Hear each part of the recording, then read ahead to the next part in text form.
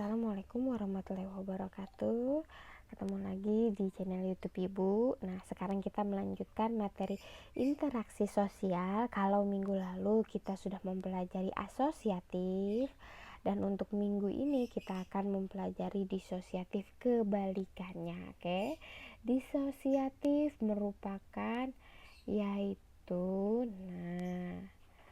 merupakan proses melawan seseorang atau sekelompok demi meraih tujuan tertentu. Berarti dia prosesnya memisahkan, bercerai-berai. Nah, bentuknya seperti itu. Untuk disosiatif ada 3 bagian. Yang pertama persaingan, yang kedua kontravensi, ketiga pertentangan. Yuk kita lihat yuk persaingan. Persaingan yaitu perjuangan berbagai pihak untuk mencapai tujuan tertentu. Persaingan dibagi di sini menjadi 2. Ada persaingan pribadi, ada persaingan non pribadi. Kalau persaingan pribadi biasanya disebut juga rivalitas. Nah, persaingan ini contohnya persaingan para pemain bulu tangkis di suatu kejuaraan. Berarti 1 lawan 1 ya. Oke, kalau persaingan non pribadi yaitu bukanlah individu melainkan kelompok. Bukanlah individu melainkan kelompok. Contohnya misalnya persaingan lomba bakyak. Nah, itu kan lombanya banyak ya, membutuhkan beberapa orang. Yang selanjutnya kontravensi, yaitu persaingan atau pertentangan. Tapi kontravensi ini ditandai ketidakpuasan seseorang atau perasaan tidak suka yang disembunyikan, kebencian atau keraguan pribadi yang cenderung sifatnya dirahasiakan. Misalnya gini, kalau kontravensi ini bermuka 2 boy sebutnya. Jadi kalau kalian melihat seperti orang tidak suka dengan kita. Nah, orang tidak suka dengan kita, tapi di depannya saja.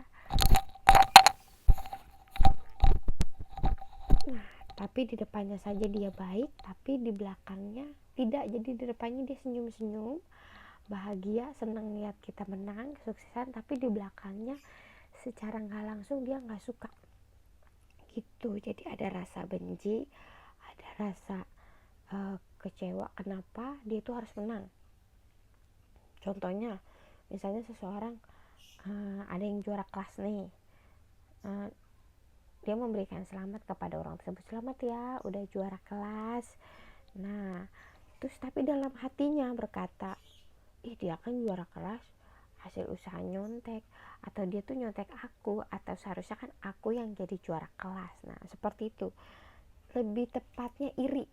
Nah, atas kesuksesan orang lain. Oke. Dalam kontravensi ini ada 5 bentuknya. Secara umum, penolakan keengganan. Yang kedua, sederhana, yaitu menyangkal pernyataan orang lain di depan muka umum. Nah, mencerca melalui surat atau selebaran. Misalnya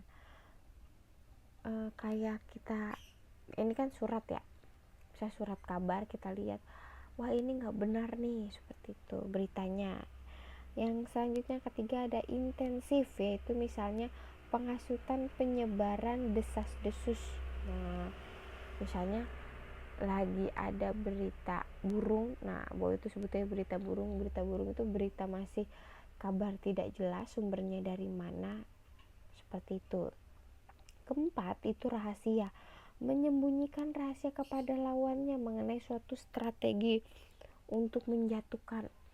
Misalnya main permainan bola nih, kan pada punya strategi yang dipakai ya.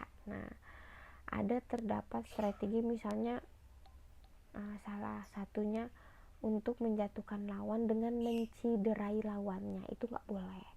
Selanjutnya ada yang tadi rahasia, sekarang terakhir ada taktis, yaitu misalnya mengejutkan lawan atau membingungkan pihak lawan, provokatif, intimidasi. Nah, maksudnya kalau taktis ini provokatif, misalnya jadi biang kompor.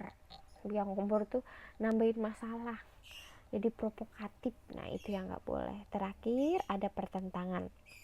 Pertentangan ini merupakan konflik, merupakan usaha individu untuk memenuhi tujuan tertentu dengan cara menantang atau pihak lawan melalui ancaman atau kekerasan. Nah, pertentangan memiliki berbagai bentuk, ada pribadi, rahasia, antar sosial, politik, dan internasional.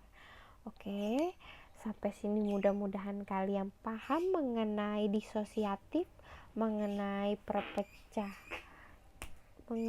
perpecahan.